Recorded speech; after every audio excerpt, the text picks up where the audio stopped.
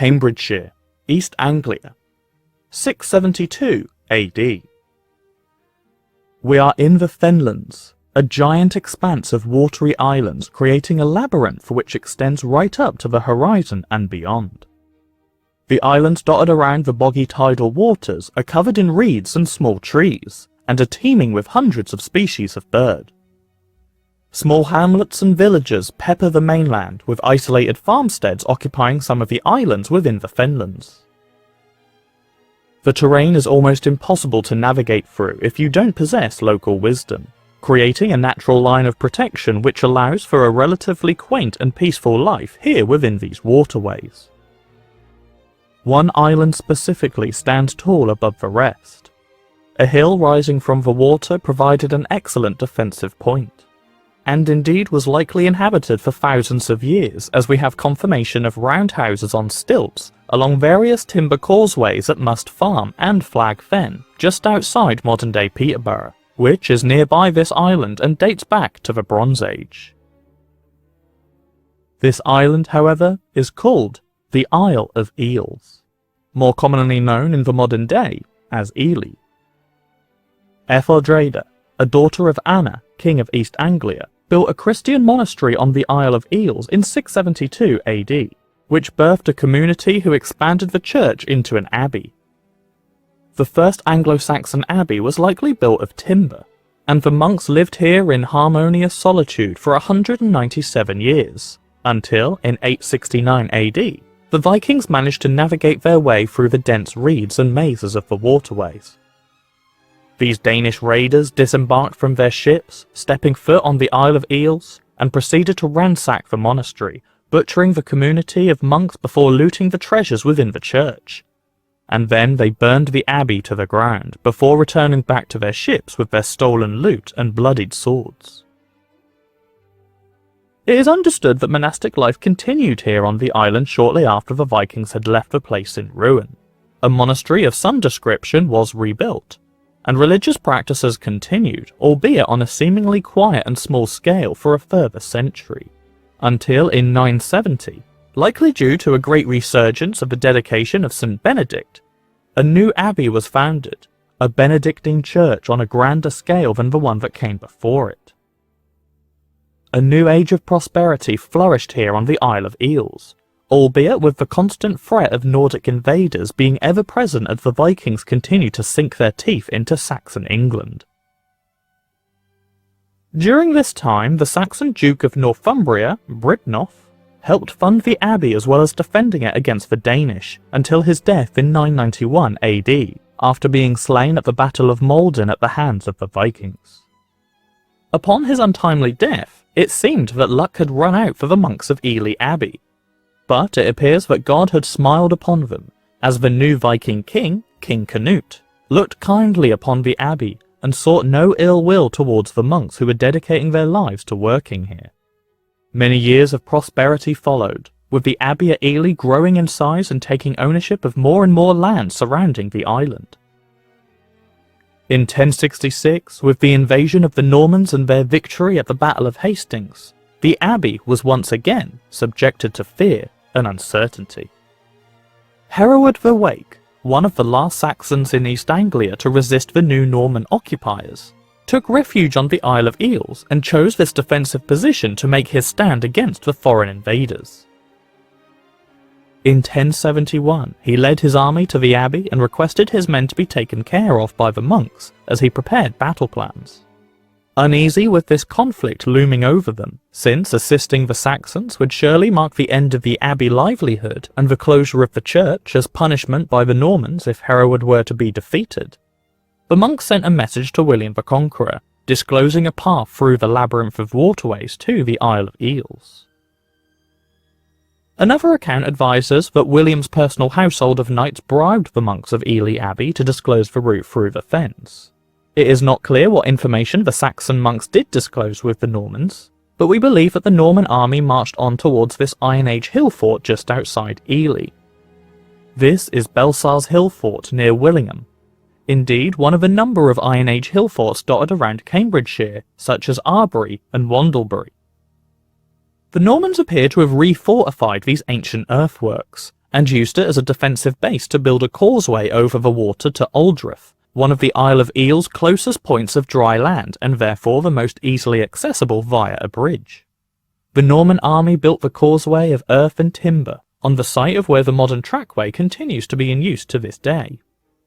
Unfortunately for the Normans, their first attempt led to disaster as their heavy mail armour overburdened the bridge, and it broke, leading the soldiers to fall into the impossibly boggy water and drown. It is understood that the Normans did eventually manage to navigate over the causeway and reach the Isle of Eels, as they laid siege to the timber defences that the Saxon army had built, and after a difficult battle, the Normans were victorious and the uprising was quashed. The rebellion of Hereward the Wake is shrouded in folklore and legend, with various accounts venerating the Saxon leader as a wise, experienced soldier, respected by his men to a point where they rescued him as he was captured by the Norman army following the fall of Ely. Other accounts suggest that he was less of a heroic figure, and more of an opportunistic raider, saying that he had left England with the Vikings and later returned to raid nearby Peterborough Abbey before marching onto Ely. This may be a reason why the monks of Ely Abbey were willing to sell him out by giving the Normans the route to the island. Regardless, it appears that William the Conqueror pardoned Hereward despite him leading a rebellion against him. However, this pardon was cut short as, only a year later, Hereward was set upon by a group of Norman knights and murdered. It should be said that we do not know this as a fact, as another equally convincing account advises that no pardon was actually given by the Norman king, and Hereward instead fled into exile within the expansive Fenlands, and lived out the rest of his life as an outlaw, hence disappearing from the pages of history. The Isle of Eels now entered a new era, the Norman period, and this would be the period where the island excelled above its neighbours as a monastic powerhouse. Following Hereward's rebellion, much of the land around Ely was seized by William the Conqueror, but a new Norman abbot was installed at Ely Abbey and set to work on getting these lands back for the monks who worked there. This act of decency made them considerably favourable towards them as the new leader of their church. In 1083, construction work began to rebuild the abbey, as the abbot regarded the church to be too small and inadequate for the large-scale monastic practices that he had planned for the abbey's future. It is understood that by 1106, the construction of the new abbey had proceeded far enough to allow the housing of St. Etheldrada's tomb within the abbey precinct. The Saxon saint could now rest at her home church that she had built, after the tomb was likely removed from the site to a safer area during uncertain times throughout the 10th and 11th centuries. By 1189, the abbey was now complete, and was built in a glorious Romanesque style, a form of architecture that was very popular with the Normans. Even today, Ely Cathedral retains much of its original Norman architecture as a 12th century abbey. Evidence for this can be found on almost every wall in every room of the cathedral, with stunning Romanesque arches acting as blind arcading, tracery on the walls, or borders for doorways. The builders of Ely were fortunate enough to make use of the various waterways to transport the stone and other construction materials, as this was much more efficient than carting across land. The stone was brought from the Barnack quarry near Stamford, and this was very hard and high-quality limestone, perfect for constructing giant, complex buildings, while also being a reliable stone for highly ornate carvings, as seen here with the prior's door. The renovation of Ely Abbey was so great that none of the original Saxon monastery now existed on this site. We do have a single piece of architecture from the original pre-Norman abbey, and that is called the Oven Stone. This column built on top of a platform used to be part of the original Saxon church, and is actually the bottom half of a large cross. It was dedicated to Saint Oven, an Anglo-Saxon saint who Etheldrada much revered during the days of the Saxon monastery. The cross dates to around 700 AD, and is by far the earliest piece of architecture within Ely today. Back in 1109, the current abbot of the monastery, Herve le Breton, was appointed bishop by the Pope, and Ely Abbey hence became upgraded to a cathedral, now with much more land and power at its fingertips. Despite this, modern-day visitors to Ely Cathedral will notice that there is no bishop's throne. This is because the subsequent bishops of the cathedral continued to take the role as abbot, and ran the church as an abbey. The reasoning for this seems to be unclear. By now, a significant settlement had been birthed around the cathedral, and the name Ely, as suggested with the name Isle of Eels, is in reference to the booming eel trade which proved to be extremely prosperous due to the teeming eel population in the Fenlands, which became a staple food source in England throughout the Middle Ages and beyond. In the early 13th century, Bishop Eustace spent a considerable sum of money in revamping the cathedral to the latest style, and indeed, Ely appears to be one of the earliest examples of English Gothic architecture seen anywhere in England. Of course, there are a few monastic sites around the country that claim to be the first to adopt the new architectural style. Binham Priory, for example, also appears to be one of the earliest monastic sites to be rebuilt in the English aesthetic, and just so happens also to be situated in East Anglia, further adding evidence to the fact that East Anglia was once one of the most rich and powerful regions in all of England, and could afford to invest in the latest trends before anywhere else. By this time, Ely Cathedral was becoming a significant destination for pilgrims. People from all over England and further afield began travelling to grand cathedrals and other holy sites, something not too dissimilar from a modern holiday. While on pilgrimage, they would buy souvenirs, indulge in the local cuisine, and perform ritual practices such as praying at the various shrines dedicated to different saints.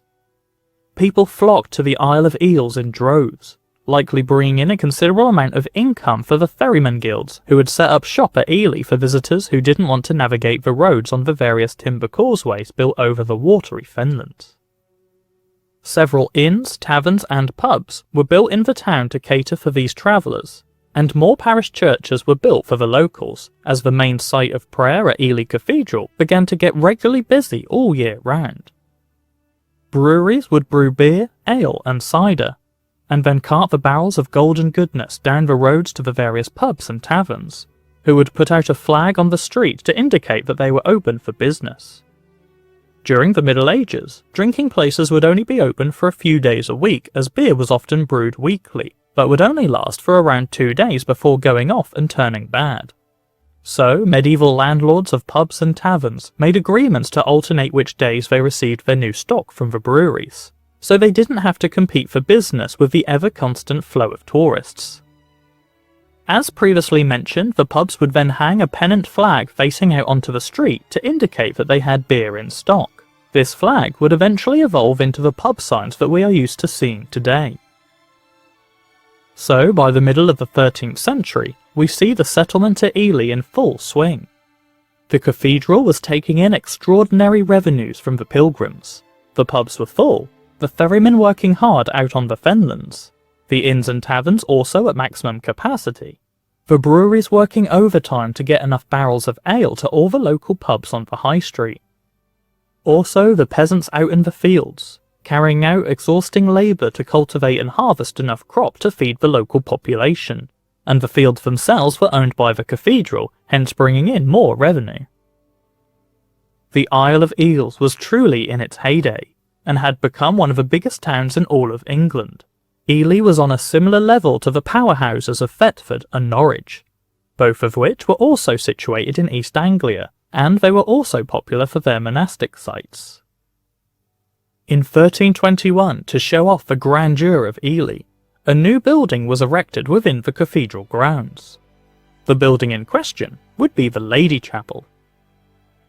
But before we can discuss this new chapel, we must first talk about what happened only a year later in 1322, when the Lady Chapel was still in its early days of construction. Suddenly, a terrifying roar. The Norman central belfry tower collapsed. When the abbots, priors and locals rushed to the cathedral, what they saw was a scene of devastation and destruction. The tower had fallen onto the roof of the cathedral, utterly destroying the choir, the central crossing, severely damaging both east and west transepts, as well as compromising the structural integrity of the nave walls and bays, which were now jutting out at an insecure angle. Bishop Hotham, Prior Crawdon and sacrist Alan of Walsingham wasted no time and immediately set to work on restoring Ely Cathedral back to its former glory. Although restoring the original Norman architecture was an option, these men decided to take this as an opportunity to renovate the cathedral and turn the space into something new and unique. The central crossing was built in an octagonal shape, complete with 8 giant pillars to hold the weight of the new tower. But a new problem arose. How would you build an 8-sided tower above an open cavity? William Hurley, the King's Royal Master Carpenter, had been assisting with the construction plans, and was put in charge of coming up with the solution. A giant timber frame was erected, creating a wooden tower named the Lantern Tower.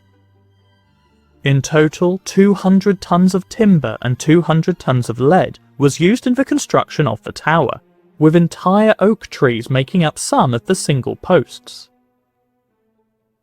The tower is a work of pure genius, and a tip of the hat to the marvel of medieval architecture prowess. The rest of the previously damaged areas of the cathedral were also rebuilt, but since we are now in the 14th century, the architectural trend had changed styles once more, and the new craze was the decorated Gothic fashion. Decorated Gothic was similar to the early English style, but with even more detail work carved out on every single surface imaginable, from multi-crescent arches, scalloped tracery, to minarets on every apex possible. This style can also be seen in the remarkably ornate Lady Chapel. Dedicated to the Virgin Mary, one of the most popular saints between the 13th and 14th centuries, this chapel was completed in 1349, and would be adorned in splendourous paintings on every wall, with brightly coloured patterns and statuettes of various saints in every carved-out niche. This chapel would have served as an example of the pinnacle of Catholicism, and, as such, helped this cathedral on the Isle of Eels to become one of the most popular pilgrimage destinations in Western Europe during the Middle Ages. 1349 also happened to be the year where things began to change for the town of Ely, with a dark shadow taking root over medieval England. The Black Death swept through the British Isles, shortly after beginning its destruction all across Europe. Densely populated towns and cities were particularly impacted by the plague, as it was contracted from person to person very easily. Ely, being an island, meant that it got hit extremely hard during this apocalyptic time, and there is lots of evidence to confirm the pain it caused. We do not know how many people died at the hands of the Black Death in Ely, but we do know that around a third of Great Yarmouth's and Norwich's population had succumbed to the sickness, and both these settlements were similar in size and density to that of Ely. It is also reported that, for decades after the Black Death, many of the fields held by the city were left uncultivated as there weren't enough people left alive to work on the farms. Due to this, it appears that the local landowners, specifically the bishop and prior of Ely Cathedral, were forced to exert more pressure on the surviving townsfolk to work on the farms in order to bring back a sense of normality and productivity to Ely. Indeed, it may have been this stern approach which directly led to the Peasants' Revolt of 1381. Ely became the centre of violence in the form of an uprising caused by the peasants' discontentment for how they were being treated by the wealthier members of society. Oppressive rules made by landlords, growing economic control by the elite, and greater power held by the upper classes were all igniting factors which led to an overspill of anger by the lower classes. At this point, it should be mentioned that the word peasant isn't a universal name to describe a poor, starving person of poverty and squalor as it is often perceived in modern film. A peasant was simply the name attributed to someone who made their living from the land in one way or another, whether it be a lumberjack, farmer, fisherman, or a similar profession. Some peasants were indeed quite wealthy and lived in large houses with big families, and some peasant households even had their own servants. The introduction of a new poll tax, a tax on a household without first considering their personal income, acted as a tinderbox which sent these embers of unrest into a fiery inferno of violence and destruction all across England. Various abbeys and churches were broken into by armies of townspeople, stealing and burning many artefacts, mainly with the goal of destroying the tax records to inflict maximum pain on the clergy and their benefactors. It appears that Ely was able to combat this uprising fairly efficiently, capturing the local leader, Robert Tavel, at nearby Ramsey Abbey, beheading him along with some of his counterparts. Throughout the 15th century, it appears that Ely continued to restore itself to its pre-1349 prosperity, with its townspeople living in relative harmony, despite a few regular floods and a constant threat of lollardry. The Lollards were a rather extremist form of Christian worship, which the Catholic Church had a zero-tolerance policy to. By 1416, surviving records suggest that Ely was of a similar size to the city as it stood by the turn of the 21st century, making it easily within the top 10 largest cities of all of medieval England. And it was a far cry from the Domesday Book records of 1087, which described it as an almost entirely rural farmstead.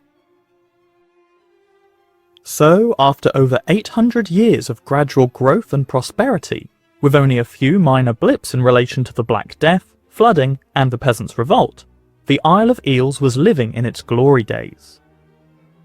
But as we pull into the 16th century, it seemed that everything was about to end for Ely.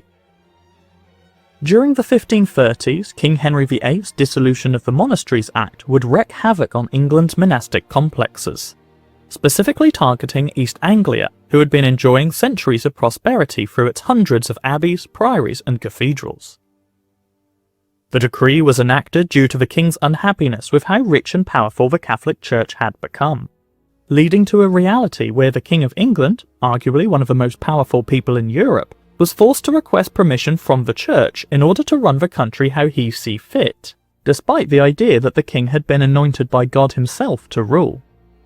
As such, the Dissolution of the Monasteries Act literally dissolved the Catholic Church in Britain, and King Henry VIII replaced it with his own religion, the Church of England.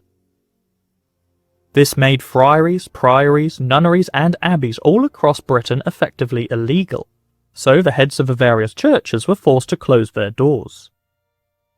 The monastic sites were then priced up and sold off to local landowners and members of the gentry, who often did one of two things with their new purchases.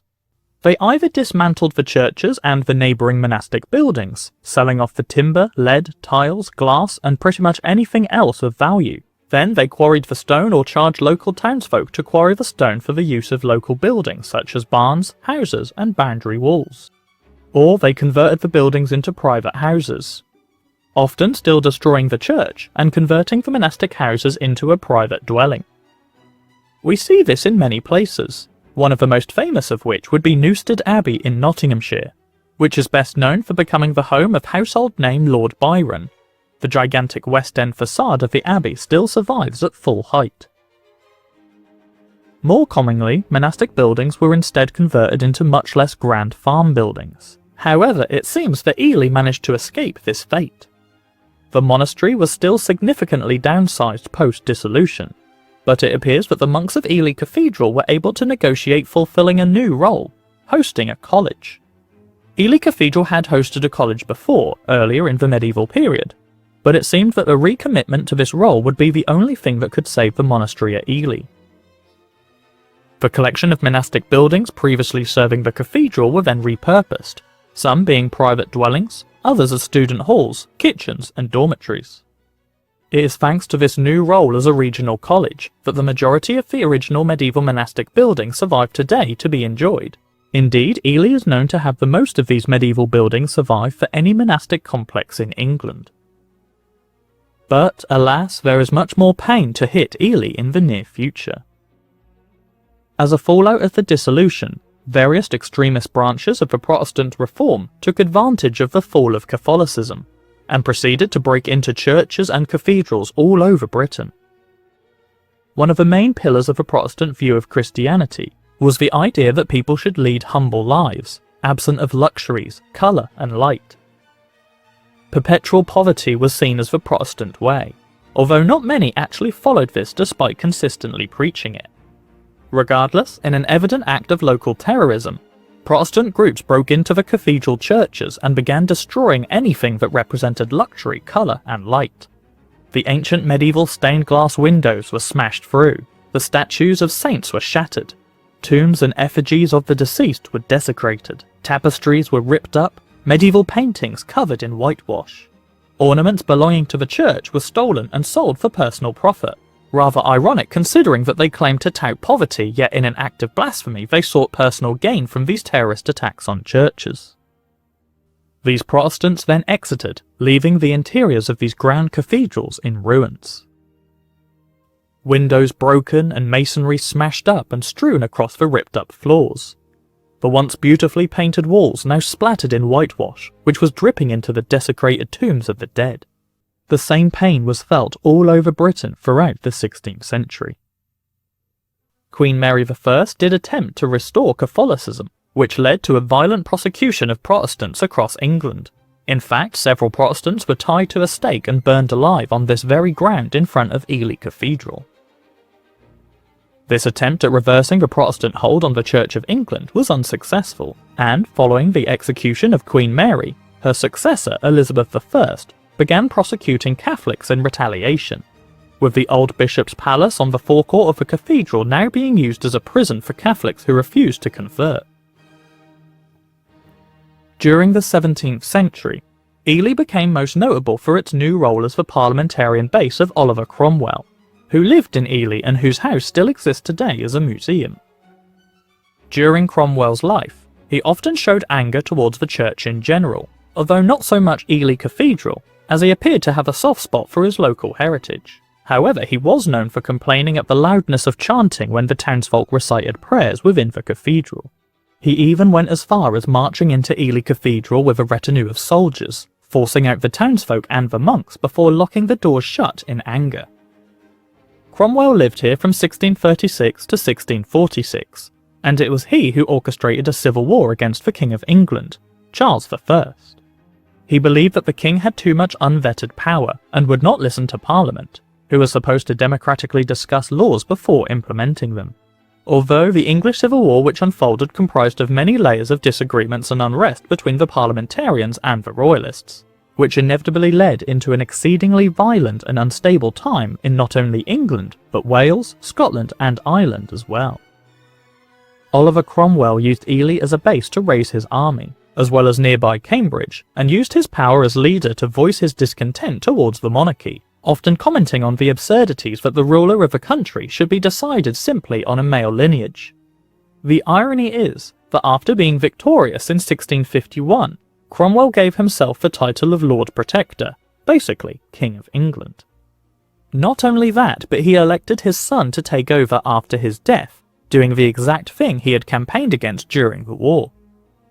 In a further act of blasphemy, before his death, the Lord Protector had a funeral effigy made, featuring his body dressed in robes with a crown, orb and sceptre, and requested to be buried in Westminster Abbey alongside other kings and queens of England. After his death, his son, Richard Cromwell, proved to be a disappointing successor and was soon forced to renounce his power only 9 months later in May of 1659. Justice came in a belated and very gruesome form for Oliver Cromwell, as soon after Charles II became King of England and continued the monarchy. Cromwell's body was ordered to be exhumed from Westminster Abbey. His corpse was then ripped from his effigy tomb and was hung as a punishment for regicide. The body was then decapitated and his head was rammed on a spike, on public display at Westminster Hall, and became a symbol of ridicule to the Cromwell family name. And so we come to an unfortunately rather brutal and grisly end to our journey through the history of Ely. Throughout the 17th century and onwards, the town of Ely continued to shrink in size, and, without the monastic house being the prime source of income and influence anymore, the town gradually disappeared from the books of notable history, falling into the same story as many once great towns and cities across East Anglia, such as Thetford, Norwich, Cambridge, King's Lynn and Peterborough. But when we look upon the incredible cathedral, it is important to look back proudly, remembering a bygone age of prosperity and power. A teeming city full of pilgrims from all over the known world, sitting down with each other to break bread, share flagons of ale and discuss tales from their homelands. As, once upon a time, Ely was one of the most important and famous settlements in all of Western Europe.